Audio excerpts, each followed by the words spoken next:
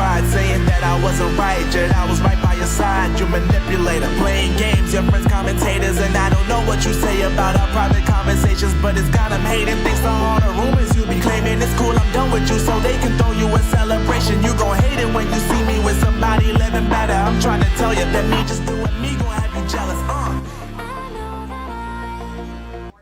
Welcome back, ladies and gentlemen. This is Chris live in Central Pennsylvania. It is January 30th, 2025. Time for the daily news update. We are awaiting President Donald John Trump at a press conference from the White House. I'm looking at the gathered press. They're dressed like adults, wearing business suits, smart ties, professional slacks for the ladies. We'll see how this press conference goes.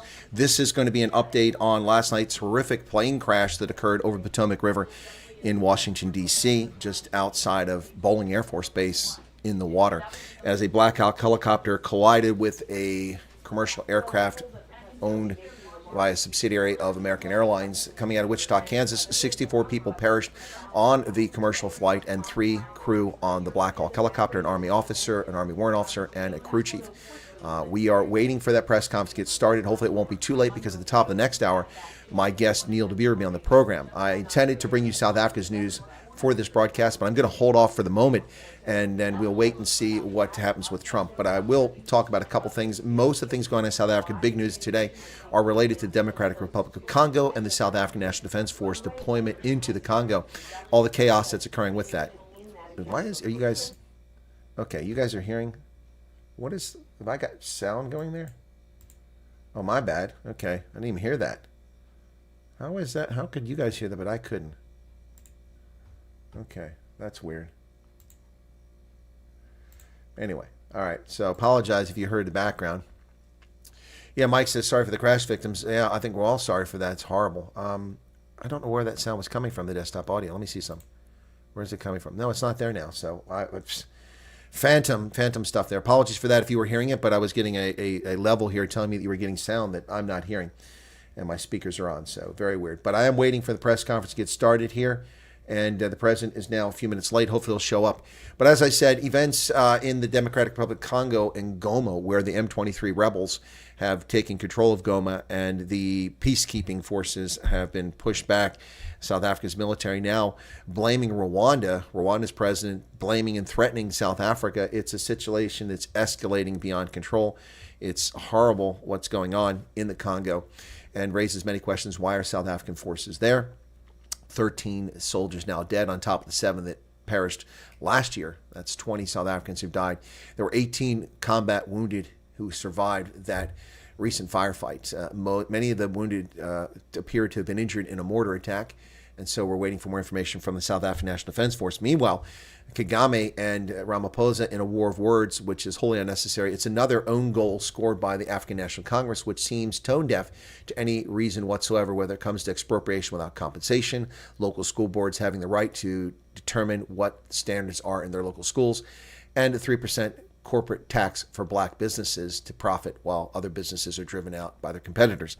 And now expropriation without compensation. The African National Congress seems completely oblivious to the world around it, much like their coalition partners, the Democratic Alliance, who seem to be focused on municipal elections coming up in about 2 years, which they claim they will win, which is funny to say the least.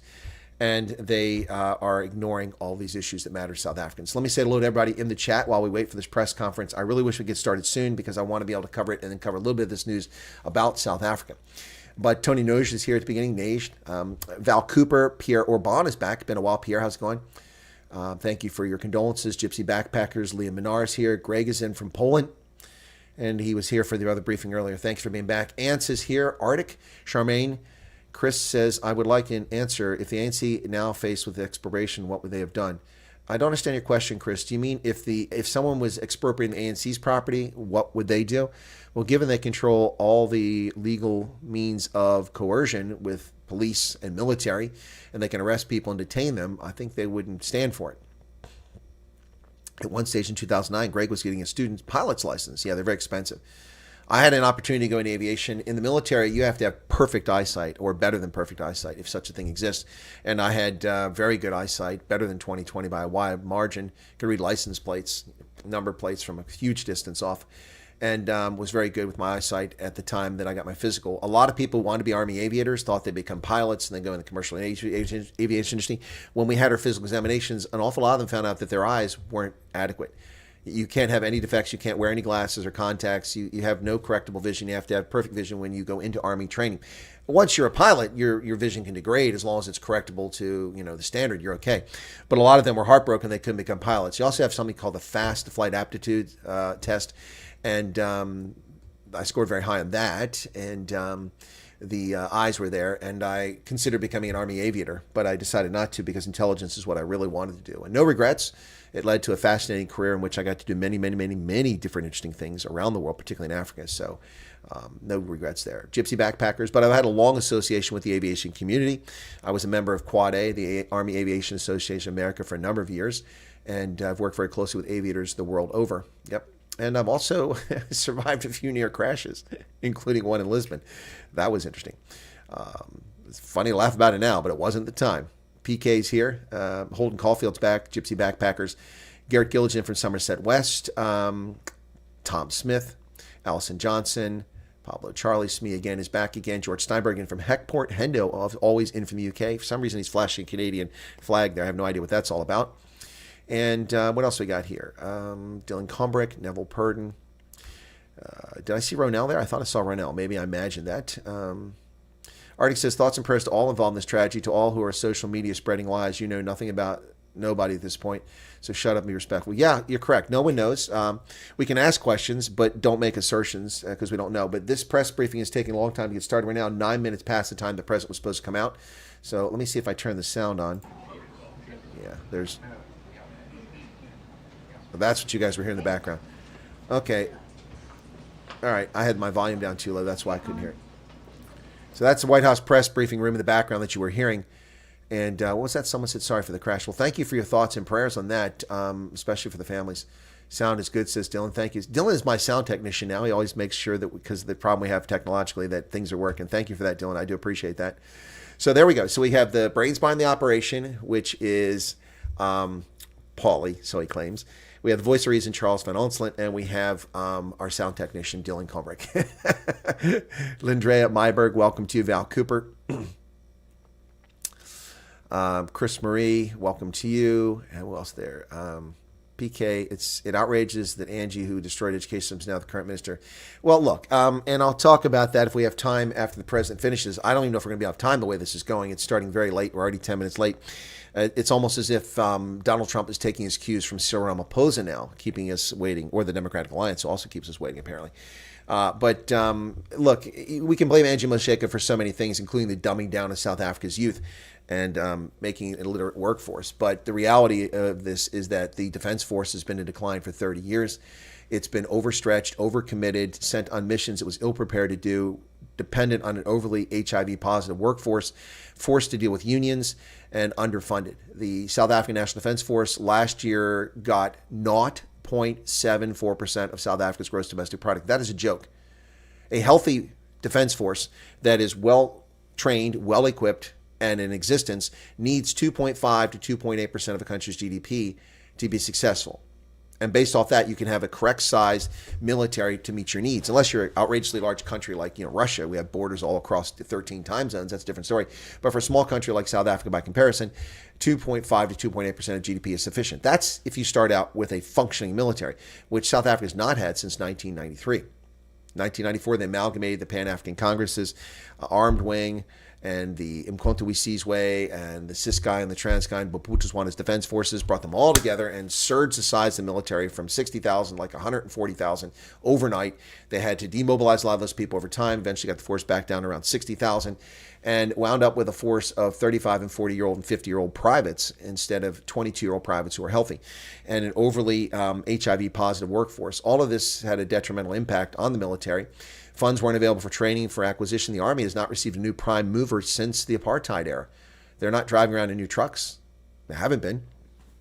The scam that was put together to fleece money from South African taxpayers, known as the arms deal, which Jacob Zuma was complicit in. Sorry, that button was driving me nuts, so I buttoned it up there. Which he was complicit in. That led to the purchase of Type 209 diesel submarines from the Germans, which South Africa didn't need, to the purchase of cruisers or corvettes from Germans, which they did need, but they didn't maintain and can't put to sea. And then on top of that, it also led to aviation, which was not needed. They did not need Gripen fighters, although there was a replacement needed for the Cheetahs, which were Mirages and they were outdated. There was a much cheaper, a much smarter way to do that. They bought Hawk lead-in fighter trainers, and they have now cannibalized most of the Gripens. Only 1 or 2 are operational, and they only have 1 rated pilot last time I checked a few months ago. So the South African military is in terminal decline, and foolishly, the tin pot soldiers at Lutuli House send soldiers off to their deaths for God knows what reasons into the Congo. What does South Africa need to have troops in the Congo for? Now, they've been there episodically for years. This isn't new, and this is sad. 20 years ago, South African troops were running the prostitution rings and drug concerns in the eastern Congo and selling their uniforms and weapons to rebels. And today, they're dying at the hands of rebels. So who knows if any of those weapons are ones that South African soldiers sold to rebels 20 years ago. You never know. Pretty sad. This press briefing is yet to start. The press is gathered patiently, and they're waiting. By the way, for those who are interested, I did apply for press credentials moments after she announced the site was available to non-traditional media outlets like myself. I understand that 7,000 people applied the first day, so I wouldn't hold my breath on getting press credentials. I think they'll favor their favorite friends, the people like Ben Shapiro and Candace Owen and those clowns, and Charlie Kirk. An outrage is that, okay, I already covered that. Your hearing must be very good too. Yep. What'd you say? Angie Moshega does not have any known combat experience. She has a background in education. Yes, she has no leadership experience, no successful leadership experience, we should say. And that's a major problem. A major problem. I'm really starting to get irritated. They need to get him out here, but I suspect what's happening is the president is being updated with the most recent information so that he doesn't give you bad information when he comes out. But still, if you say you're going to have a press conference, then you have your press conference, and then you get updates as it goes on. One of my friends was a demonstration pilot in Smirnoff Pitts Special, flew into a mine dump during an air show. Oh, that sucks. It's very appropriate that Angie is running the 30% SANDF. Yeah, there you go. Hey, Chris, looking forward to the Neil broadcast at 7, says Russell Copeland. Well, that's excellent. I'm looking forward to when it ends so I can put on a hoodie because I'm freezing in my house. I don't want to turn the heat on. My electric and gas bill went through the roof this month. $200 for natural gas. $206. That's 3,800 Rand for heating my home for 1 month. Wow. Wow. And we have more natural gas than anyone in the world except for Saudi Arabia. And I have to pay $206. Thank you, Joe Biden. Yeah, he's most likely getting the latest brief from the military and the National Transportation Safety Board and the Federal Aviation Administration. Correct, but I still want to get started. Once again, the SANDF is messed up. Please remember the SANDF was an excellent defense force. Yes, it was. But it wasn't the SANDF. It was the SADF. You're correct. Wouldn't the pilot of the Black Hawk be wearing a night vision device? Well, that's what the training was supposed to be. We'll get a briefing on that. The information we have is incomplete. There's a degree of speculation. I was watching Fox News last night as I was preparing notes for my video from last night, and it was very annoying listening to Fox News commentator, who was a pretty good guy, Trace Gallagher, who reports from Los Angeles. But Trace Gallagher just kept running through the same thing over and over again and then speculating, and it was just very, very frustrating to hear it all over again. But that's what happens when these stories break. Also, they keep putting incompetent people there. Yeah, exactly. You're talking about the SANDF. Brian Lawrenson's here. Brian Lawrence, excuse me. Welcome to you. Excuse me. Yes, the South African Defense Force has 400 generals. Don't think that night vision is effective. Yeah, you're right, dropping a bucket. It's also not very effective when a commercial airliner is coming at you with bright lights on. Yep. Tony says, you'll get the press credentials. I told them you need one. Well, thank you for that. One thing working in my favor is I'm in the D.C. area, whereas a lot of these people are probably in Hawaii or Arizona or Washington State, and they're never going to come in. But I will go in for the press conferences. Not all of them, because it's 5 hours of driving with the traffic there and back. It's only a 2-hour drive, less than 2 hours, but with the traffic, it's 5 hours there and back. So, yeah. Holden says, don't get upset. I'm not upset about press credentials. If I get them, I get them. If I don't. Look, I'm a credentialed journalist. I've been credentialed by the South African government. I still get my updates as a journalist for South Africa about events they got going on.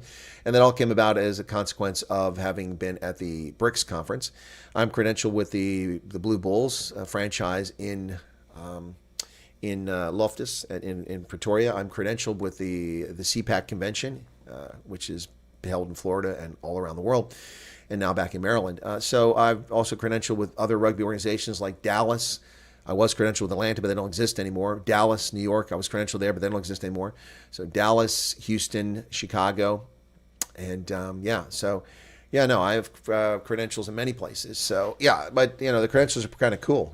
I was also credentialed at the multi-party charter last year at Kempton Park in South Africa. Or the year before now. It's been a year before. Wow, it's been a while. Denying someone in the middle of nowhere because what's this? I don't know. Oh, dropping someone or dying somewhere in the middle of nowhere should not be a thing. Well, yeah, PK, we've had the same problem. The U.S. military. We've had some really stupid politicians put us in the middle of nowhere. Sonia van Vyk says, can't wait for your discussion with Neil. He's such a strong, respected leader in South Africa and has firsthand experience what's going on in South Africa. Thank you for your comment, Sonia. Mary Jo Tyndall's back. Maybe the pilot didn't take into account the 80-degree field of view. Holden, we don't know. We don't know. And the cockpit voice recorders will be essential in this.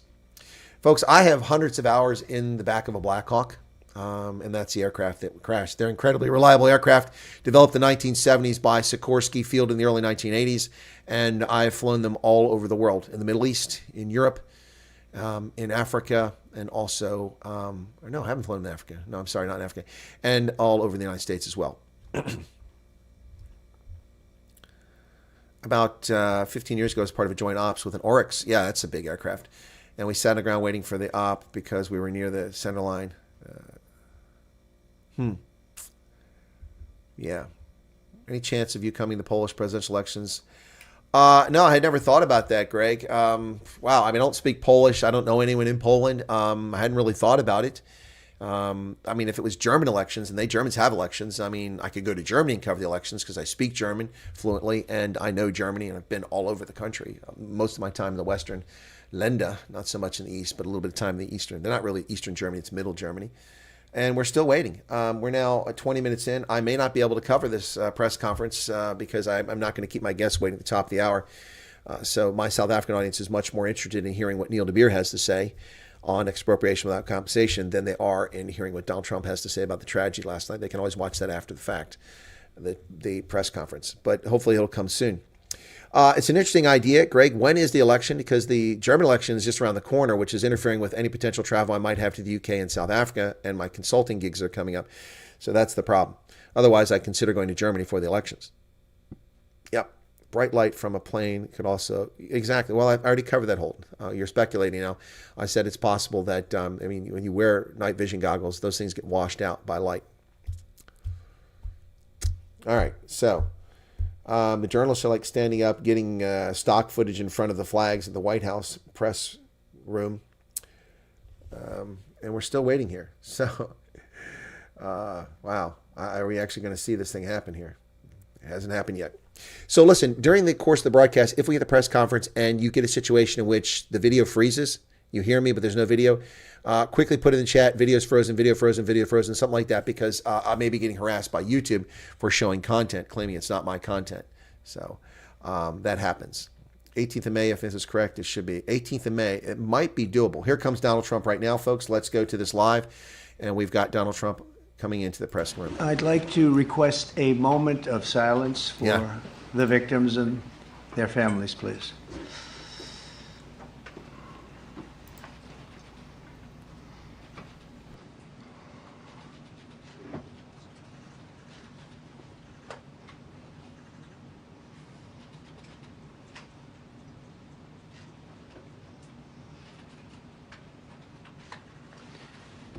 Thank you very much. Here we go.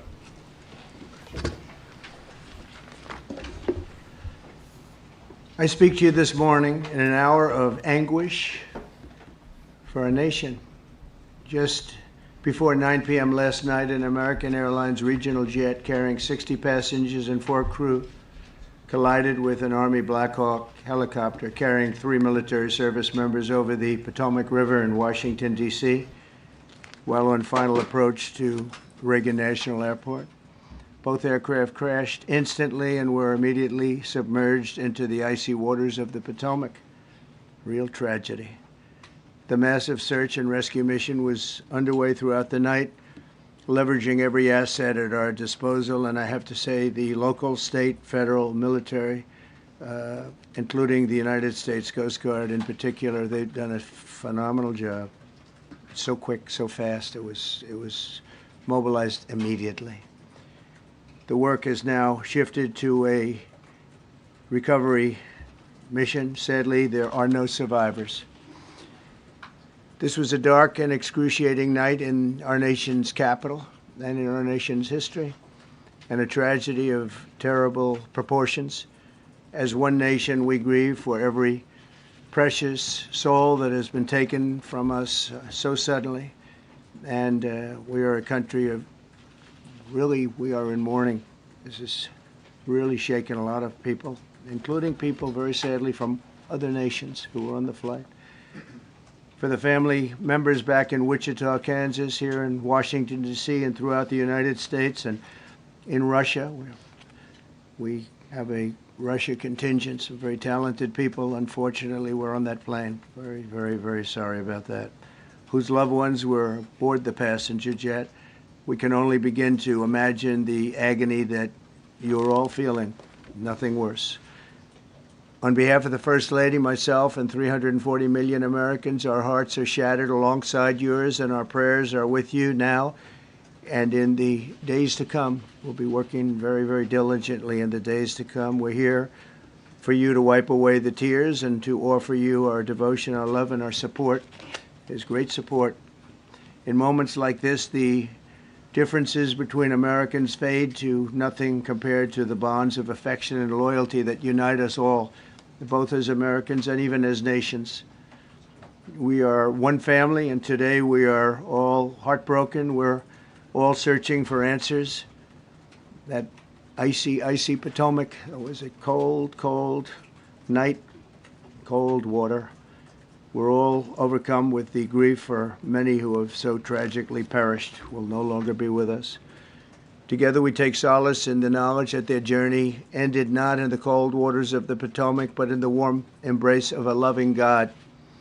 We do not know what led to this crash, but we have some very strong opinions and ideas, and I think we'll probably state those opinions now. Because over the years I've watched as things like this happen, and they say, well, we're always investigating, and then the investigation 3 years later, they announce it. We think we have some pretty good ideas. But we'll find out how this disaster occurred, and we'll ensure that nothing like this ever happens again. The FAA and the NTSB and the U.S. military will be carrying out a systematic and comprehensive investigation. Our new Secretary of Transportation, Sean Duffy, his second day on the job when that happened. It's a rough one. We'll be working tirelessly. He's a great gentleman. The whole group these are great people, and they are working tirelessly to figure out exactly what happened. We will state certain opinions, however. I'm also immediately appointing an acting commissioner to the FAA, Christopher Rocheleau, a 22-year veteran of the agency, highly respected. Christopher, thank you very much. Appreciate it. We must have only the highest standards for those who work in our aviation system. I changed the Obama standards from very mediocre at best to extraordinary. You remember that.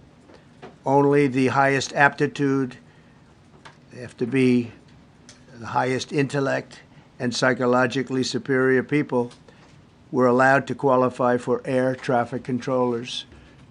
That was not so prior to getting there. When I arrived in 2016, I made that change very early on because I always felt this was a job that, and other jobs too, but this was a job that had to be superior intelligence, and we didn't really have that, and we had it.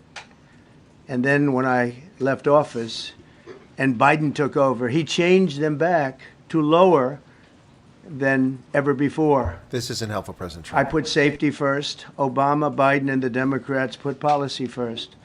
And they put politics at a level that nobody's ever seen, because this was the lowest level. Their policy was horrible, and their politics was even worse. So as you know, last week, long before the crash, I signed an executive order restoring our highest standards for air traffic controllers and other important jobs throughout the country. So it was very interesting. about a week ago, almost upon entering office, I signed something last week that was an executive order, very powerful, on restoring the highest standards of air traffic controllers and others, by the way. Then my administration will set the highest possible bar for aviation safety. We have to have our smartest people. It doesn't matter what they look like, how they speak, who they are. It matters intellect, talent, the word talent. They have to be talented, naturally talented geniuses. You can't have regular people doing that job. They won't be able to do it. But we'll restore faith in American air travel. I'll have more to say about that. I do want to point out that various articles that appeared prior to my entering office, and here's one. The FAA's diversity push includes focus on hiring people with severe intellectual and psychiatric disabilities. That is amazing. And then it says FAA says people with severe disabilities are most underrepresented segment of the workforce, and they want them in, and they want them, they can be air traffic controllers. I don't think so. This was in January 14th, so that was a week before I entered office. They put a big push to put diversity into the FAA's program. Then another article, the Federal Aviation Administration, this was before I got to office, recently, second term.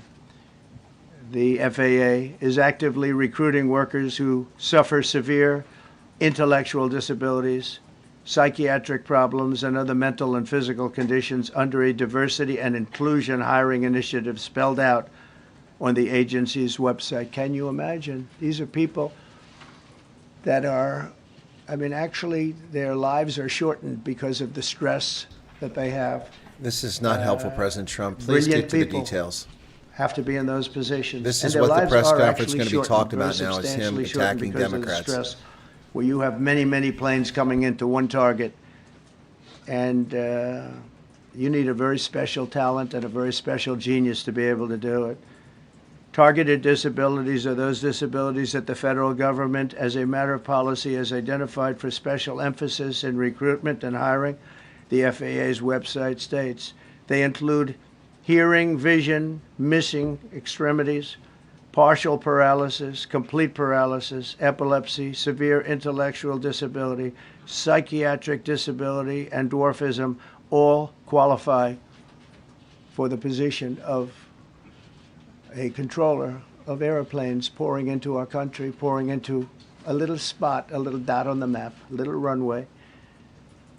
The initiative is part of the FAA's diversity and inclusion hiring plan. Think of that. The initiative is part of the FAA's diversity and inclusion hiring plan, which says diversity is integral to achieving FAA's mission of ensuring safe and efficient travel. I don't think so. I don't think so. I think it's just the opposite. The FAA website shows that the agency's guidance on diversity hiring were last updated on March 23rd of 22. They wanted to make it even more It's not the time, Holden. And then I came in, Lack of and class. I assume maybe this is the We all know that reason. they did this. The FAA, which is overseen by Secretary Pete Buttigieg, a real winner. That guy's a real winner. Do you know how badly everything's run since he's run this Department of Transportation? He's a disaster. He was a disaster as a mayor. He ran his city into the ground, and he's a disaster now. He's just got a good line of bullshit. The Department of Transportation, his government agency charged with regulating civil aviation. Well, he runs it, 45,000 people, and he's run it right into the ground with his diversity. So I had to say that No need to terrible. apologize, Then Holden. it's I'm just trying to make a a group point. within It's the not FAA, the time, 'cause another that's what they're going to talk about. They're not determined going that to the talk about workforce the was significance of too it. white, that they had concerted efforts to get the administration to change that and to change it immediately. This was in the Obama administration just prior to my getting there. And we took care of African Americans, Hispanic Americans. We took care of everybody at levels that nobody's ever seen before. It's one of All right, guys, I'm just going to preempt the president for a few moments there. Listen, the president's welcome to say what he wants. It's his stage. But what I'm saying is it's a lack of decorum, a lack of class. He started this briefing off very well about a dark and excruciating night in the nation's capital and how we're all heartbroken and we come together as one nation. Unfortunately, he then did what Democrats do. He shifted and pivoted to attacking the Democrats. We know that Pete Buttigieg was a failure. We know that the Biden administration didn't care about effectiveness, efficiency, or capability or talent. It cared only about how people looked and appeared on paper. And that led to a decline in the safety standards across the board in the Department of Agriculture and aviation, everything the government does in the military. Now is not the time, President Trump. Now is the time to tell us what the hell happened that we know so we can grieve and find out and move on from this. So, folks, you can say what you like. I'm happy to hear what you've got to say. But the problem is that we cannot focus on this. President Trump needs to get back to the topic at hand, please. That was at the same height, obviously when they hit, but pretty much the same height, and going at an angle that was unbelievably bad. When the air traffic controller said, "Do you see?" He was talking about, "Do you see him?" But there was very little time left when that was stated. And then also he said, "Follow him in." And then almost immediately after that, seconds after that, there was the crash that took place. Well, you follow him in, that means like everything's fine. Follow him in. You had a pilot problem from the standpoint of the helicopter. I mean, because it was visual. It was a very clear night. It was cold but clear, and clear as you could be. The American Airlines plane had lights blazing. They had all of their landing lights on. I could see it from the Kennedy Center tape. We had a tape up on the Kennedy Center. That seems to be the primary. Thus far, I'm sure we'll see other tapes because it's such an area where there are a lot of cameras looking up into the air, into space. So we'll probably see many other shots of it before too much time goes by. But we had a situation where you had a helicopter that had the ability to stop. I have helicopters. You can stop a helicopter very quickly. It had the ability to go up or down. It had the ability to turn. And the turn it made was not the correct turn, obviously. It did somewhat the opposite of what it was told. We don't know that would have been the difference because the timing was so tight. It was so little. There was so little time to think. But what you did have is you had vision. The helicopter had vision of the plane because you had vision of it all the way, perfect vision of it all the way from at Kennedy Center where the tape was taken. And for some reason, there weren't adjustments made. Again, you could have slowed down the helicopter substantially. You could have stopped the helicopter. You could have gone up. You could have gone down. You could have gone straight up, straight down. You could have turned. You could have done a million different maneuvers. For some reason, it just kept going and then made a slight turn at the very end, and by that time it was too late. They shouldn't have been at the same height, because if it was at the same height, you could have gone under it or over it, and nobody realized, or they didn't say that it's at the same height. At the same height, it still wouldn't have been great, but you would have missed it by quite a bit. It could have been 1,000 feet higher. It could have been 200 feet lower. But it was exactly at the same height, and somebody should have been able to point that out. So all of this is going to be studied, but it just seems to me, from a couple of words that I like to use, the words common sense, some really bad things happened, and some things happened that shouldn't have happened. So you had a helicopter going in an identical direction. You had a helicopter that was at the exact same height as somebody going in essentially the opposite direction. You had a plane that was following a track, which is a track that every other plane followed. And I don't imagine, I know I've heard today that they might have been following the preceding plane, which was pretty close, but not that close, the preceding plane. But you wouldn't have even been able to see that because of the direction that the helicopter was coming in at. So you had a confluence of of bad decisions that were made. And you have people that lost their lives, violently lost their lives. We're going to take a few questions. I'd like to ask our new Secretary of Transportation to say a few words. Sean Duffy, great gentleman, just started. It's not your fault, and I know you agree with me very strongly on intellect and. Yeah, okay. We'll hear Sean Duffy in a moment and then hear questions from President Trump. The Black Hawk helicopter was also on an approved flight path. It's a standard flight path along the Potomac River. Both aircraft were in standard flight paths, which leads me to question the communications between the tower and the aircraft involved, as well as potential night vision goggles. President Trump was waffling here, making all sorts of speculation, which is not helpful and very disappointing to see, as well as his attacks on the Democrats, which are warranted but inappropriate on this occasion. Let's get back to him and see what happens here. And then at the top of the hour, we have Neil DeBeer in 22 minutes. So hopefully the president gets through this a little bit quicker. Thank you for your patience, for listening in. Be sure to hit the like button and stick with us here as we continue this press conference, waiting for Sean Duffy now, the new Secretary of Transportation. We do know there was a lot of vision, and people should have been able to see that, you know, at what point do you stop? At what point do you say, wow, that plane's getting a little bit close? So this is a tragedy that should not have happened. Please, Sean.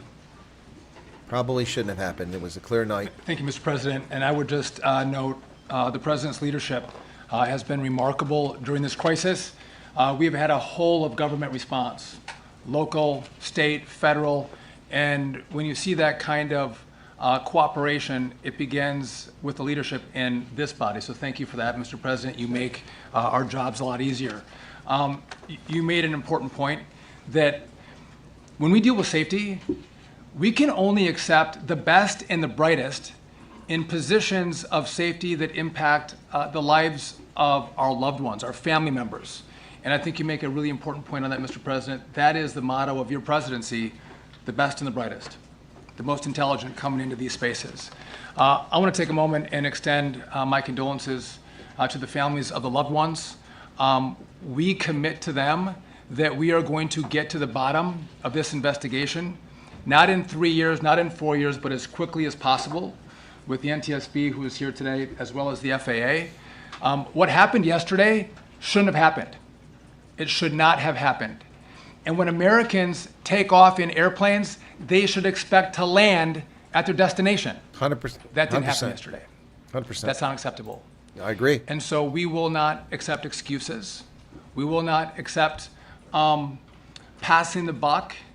We are going to take responsibility at the Department of Transportation and the FAA to make sure we have the reforms that have been dictated by President Trump in place to make sure that these mistakes do not happen again. And again, I want to thank you for your leadership, Mr. President, and I appreciate the confidence you placed in me. Thank you. Military aircraft fly there every day at all hours of the day. It's military airspace. They fly along the river. Here we go. This Defense Secretary Pete Hegseth. I want to echo what the Transportation Secretary said about your leadership. From the moment we found out about this, we were in contact with the White House trying to determine exactly what happened.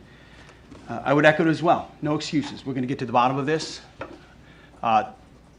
We first and foremost, from the Defense Department, want to pass our condolences to the 64 souls and their families that were affected by this. Never should happen. And certainly the 3 service members, the 3 soldiers, a young captain, staff sergeant, and a CW2, Chief Warrant Officer, on a routine annual retraining of night flights on a standard corridor for a continuity of government mission. The military does dangerous things. It does routine things on a regular basis. Every day. Tragically, last night, a mistake was made. And I think the president is right. There was some sort of an elevation issue that we have immediately begun investigating at the DOD and Army level. Army CID is on the ground investigating. Top-tier aviation assets inside the DOD are investigating, sir, to get to the bottom of it so that it does not happen again, because it's absolutely unacceptable. But I want to echo what the Transportation Secretary and you, Mr. President, said, because it pertains to the DOD as well. We will have the best and brightest in every position possible. As you said in your inaugural, it is colorblind and merit-based. The best leaders possible, whether it's flying Black Hawks and flying airplanes, leading platoons, or in government. The era of DEI is gone at the Defense Department, And we need the best and brightest, whether it's in our air traffic control, or whether it's in our generals, or whether it's throughout government. So thank you for your leadership and courage on that, sir, and we'll stand by you on it. Thank you. Well done by Pete Hegseth. Much better than the president or Sean Duffy. Well, thank you, Mr. President, for your leadership. I just want to reemphasize something the President said, and you've heard from the Secretary of Transportation and of Defense. There really was a whole of government response. We were all on the phone. We were all communicating yesterday, trying to get to the bottom of this immediately, but also try to communicate with the American people about what happened. Something the President said that I think bears reemphasizing, which is that when you don't have the best standards in who you're hiring, it means, on the one hand, you're not getting the best people in government, but on the other hand, it puts stresses on the people who are already there. And I think that is a core part of what President Trump is going to bring and has already brought to Washington, D.C., is we want to hire the best people because we want the best people at air traffic control, and we want to make sure we have enough people at air traffic control who are actually competent to do the job. If you go back to just some of the headlines over the past 10 years, you have many hundreds of people suing the government because they would like to be air traffic controllers, but they were turned away because of the color of their skin. That policy ends under Donald Trump's leadership because safety is the first priority of our aviation industry. Thank you, Mr. President. Not sure why the Vice President was speaking. On DEI and the claims that you've made, are you saying this crash was somehow caused and the result of diversity hiring? And what evidence have you seen to support these Good claims? question. It just could have been. We have a high standard. We've had a much higher standard than anybody else. And there are things where you have to go by brain power, you have to go by psychological quality, and psychological quality is a very important element of it. These are various very powerful tests that we put to use, and they were terminated by Biden, and Biden went by a standard that's the exact opposite. So we don't know, but we do know that you had two planes at the same level. You had a helicopter and a plane. That shouldn't have happened, and we'll see. We're going to look into that, and we're going to see. But certainly for an air traffic controller, we want the brightest, the smartest, the sharpest. We want somebody that's psychologically superior. These are Viasoc's easy. Ugh, jeez. Sorry about that, folks. That's YouTube playing games there. Will the U.S. government be willing to facilitate the transfer of their remains, considering Yes, we the will. fact there is no direct air travel between the two countries? We've already been in contact with Russia, and the answer is yes, we will facilitate. Yes. Please, go ahead. Thank you, Mr. President. The situation in the Democratic Republic of the Congo is getting worse, even though President John Lorenzo has been mediating. This has nothing to do with what's going on. I hope he doesn't take this question. Because he wants to bring peace and stability. The situation is really bad right now. It's not I want appropriate. to hear from Ms. President if you have any plan in the future to bring peace in the Well, you're Democratic asking me a Republic question of the about Congo. Rwanda, and it is a very serious problem. I agree, but I don't think it's appropriate right now to Thank talk you. about it. But it is a very serious problem. Even yet know the names of the 67 people who were killed, and Yeah, you are of course they blaming do. Democrats and DEI policies and air traffic control, and seemingly the member of the U.S. military who was flying that Black Hawk helicopter. Don't you think you're getting ahead of the investigation right now? No, I don't think so at all. I don't think with the names of the people, you mean the names of the people that are on the plane? You think that's going to make a difference? Does it comfort their families They to are hear you a blaming group of DEI people that have policies? lost their lives. If you want a list of the names, we can give you that. We'll be giving that very soon. We're in coordination with American Airlines. We're in coordination very strongly, obviously, with the military. But I think that's not a very smart question. But are you I'm blaming- surprised coming from you. Are you blaming air Please. Thank you. Please. Thank you, President Trump. Thank you for being here. Based on your analysis so far, do you have a sense of who is at fault, if it was the plane, the helicopter, air traffic control, and can you assure people that it is safe to fly in and out of D.C.? That's a good I've question. given you the analysis, and the analysis was, it was based on vision. You had a lot of people that saw what was happening. You had some people that knew what was happening. There was some warnings, but the warnings were given very, very late. Yeah. Those warnings were given very late. It was almost as they were given. A few Distance seconds later, there was a crash. was probably an issue here. It should have been brought up earlier. But the people in the helicopter should have seen where they were going. I can't imagine people with 20/20 vision not seeing, what's happening up there. Again, they shouldn't have been at the same height. You're going with in reverse directions or sideways directions. Obviously, you want to be at different heights. I see it all the time when I'm flying. You have planes going in the opposite. They're always lower, we're higher, or they're... So if somehow there's a screw-up, there's not going to be a tragedy. It'll be close, but you know, there's never going to be a tragedy if you're at a different elevation. For whatever reason, they were at the same elevation. And also, from the American Airlines standard, he's along the track that every plane is along. You say, what was a helicopter doing in that track? It's very sad. But visually, somebody should have been able to see and taken that helicopter out of play. And they should have been at a different height. Thank you, sir. You mentioned the Russians that were on board that plane. What other nationalities were on board that passenger? There were a couple of others. We're going to be announcing it in about an hour. We have some very specific information. We're calling the countries. We've spoken to most of them, but there were some other countries represented. Mr. President, spoken to President Putin? I have not, no. Mr. President, on your executive Not about this. On your executive order, you've already issued an executive order you say will restore aviation safety. Right. This crash happened after that. Was the executive order Seriously? successful, and what more needs to change? We'll say. Well, you know, we issued it 3 days ago. Exactly. And we're in the process of making those changes. Good God. What a stupid-ass question. Something that should have been done a long time ago. Actually, my original order should have never been changed, and I think maybe you wouldn't have had this problem. Maybe. Yeah, please, go ahead. Yes, thank you. We see like everyday life that very often those diversity hires cause sometimes issues, as you just mentioned. So what plan do you have? Are we going to see some fire? Are you going to fire some of those diversity hires in the federal government? What plan do you have? I would say the answer is yes. If we find that people aren't mentally competent, you see the language. The language is put out by them. And if you see that, I'm not going to bore you by reading it again, but these are not people that should be doing this particular job. They'd be very good for certain jobs, but not people that should be doing this particular job. Mr. President, you have today blamed the diversity elements, but then told us that you weren't sure that the controllers made any mistake. You then said perhaps the helicopter pilots were the ones who made the mistake. It's all under investigation. I understand that. That's why I'm trying to figure out how you can come to the conclusion right now that diversity had something to do with this crash. Because I have common sense, okay? And unfortunately, a lot of people don't. We want brilliant people doing this. This is a major chess game at the highest level.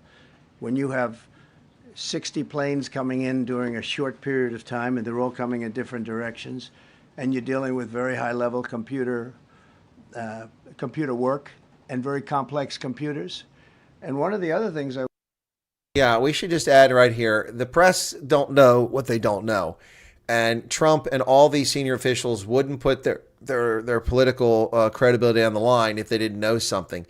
I have a very strong suspicion that we may have had someone, this is speculation, but they take a real risk here otherwise, that either was not up to scratch or had been disciplined or had failed a training course or something like that may have been involved in this flight pattern. Very real possibility. I don't know. And maybe that person was hired for the wrong reasons.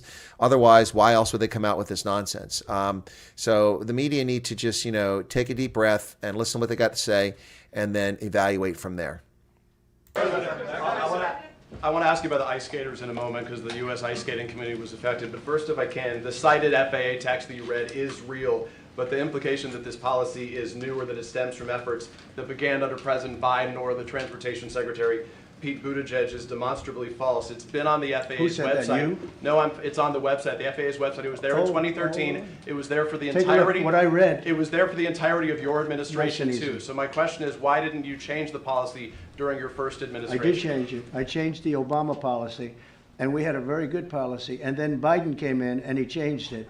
And then when I came in 3 days ago, I signed a new order, bringing it to the highest level of intelligence. Okay. It was on the website. Please. Quiet. Quiet. I'm sorry.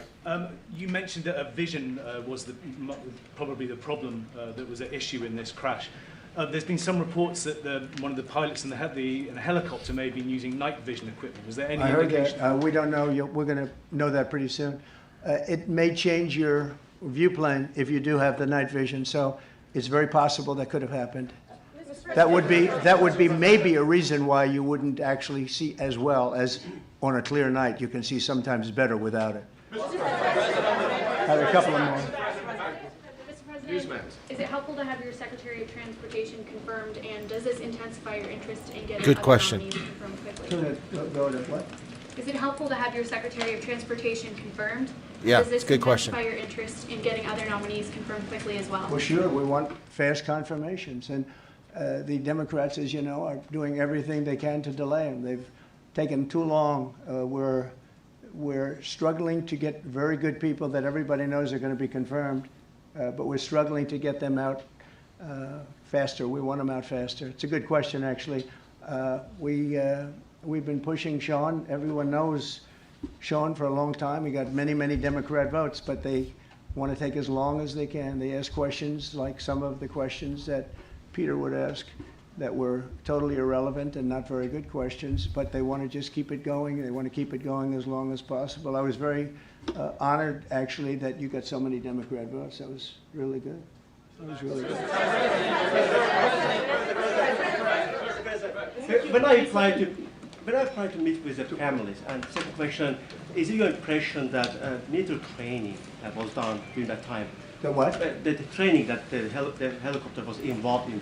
Is it anything you can tell us about You that? don't know. These are the things that will come up with the investigation. You don't know. But the helicopter obviously was in the wrong place at the wrong time, and a tragedy occurred. Please. I've got a question about the... No, go ahead, please. Thank you, Mr. President.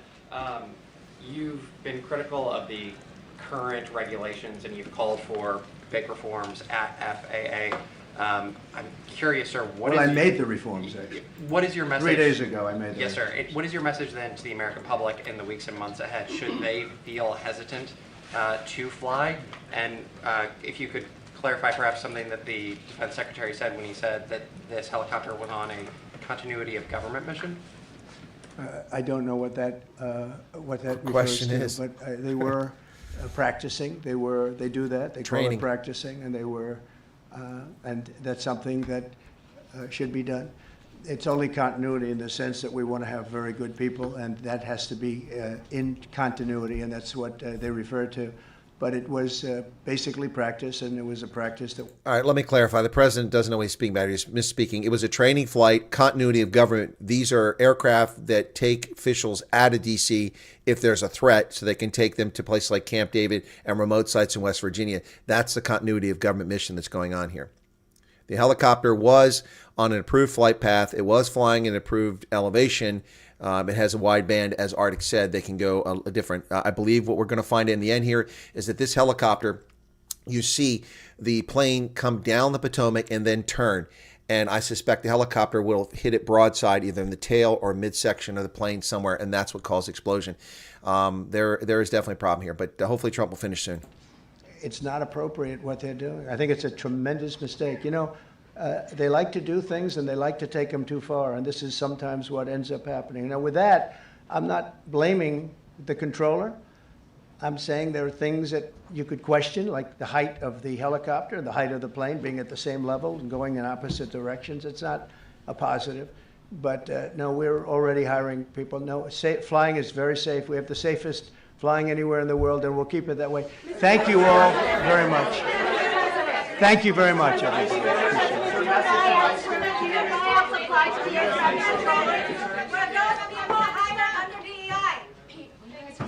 Good Lord, they're acting like children.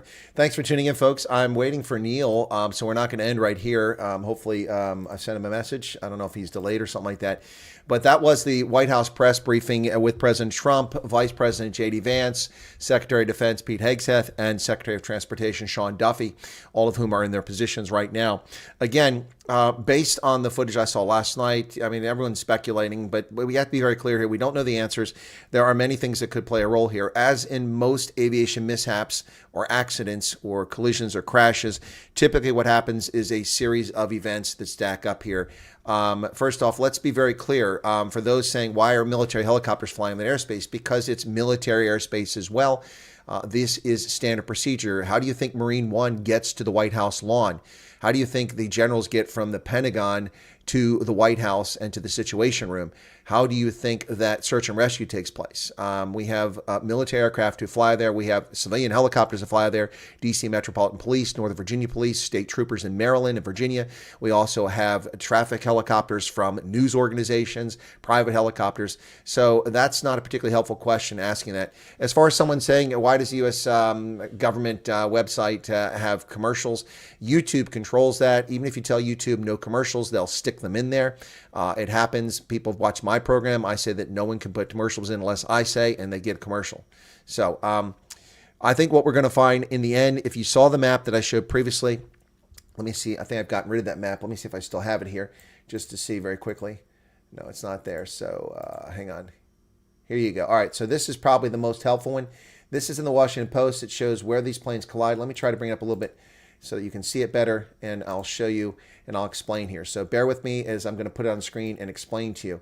So you'll see Reagan National Airport on the left-hand side. You will see on the right-hand side Bowling Air Force Base, which is where I used to work, and I used to jog right next to where this plane crashed. You'll see the flight path of the Army helicopter and the flight path of American Airlines 5342. You can see that American Airlines 532 has turned bank to come across from the southeast to the northwest to land on runway 33, which is a short runway, and approaches from the water.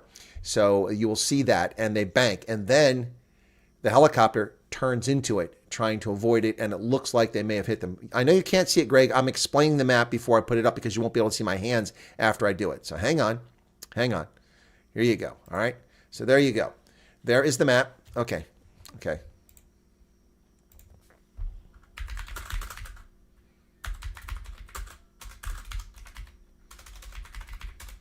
All right, Neil DeBeer is here, so we're going to wrap this up and go to that. So there it is. And you can see the yellow line, it's turning, and the helicopter's there.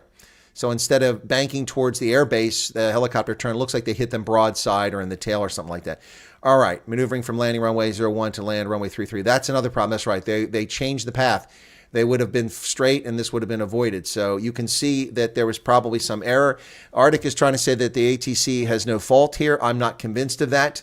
I'm not saying they're at fault, but I'm not convinced of it. The fact that the president and all of his officials went to great point to make this political point about DEI leads me to believe that, in fact, they know something they're not sharing with us publicly about what actually happened here and who is responsible. So hang in there. All right, ladies and gentlemen, if you tuned in to listen to Neil DeBeer talk about what's going on in South Africa, please be patient. He'll be with us in just a moment. It'll be about 2 or 3 minutes. You'll be automatically redirected to that broadcast. Be sure to hit the like. We haven't got 100 likes, got 160 people here. And thank you for tuning in for this. We'll be right back with that in just a moment. Cheers.